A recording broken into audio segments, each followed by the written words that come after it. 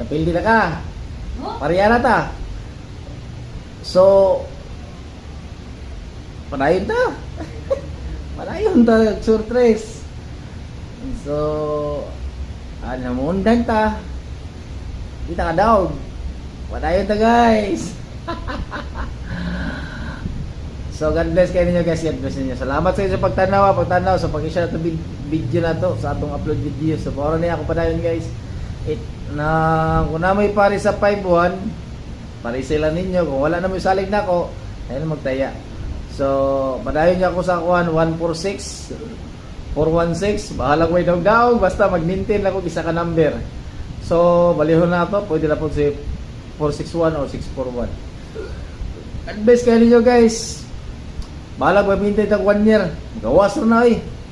Ako di pa atong swerte. God bless.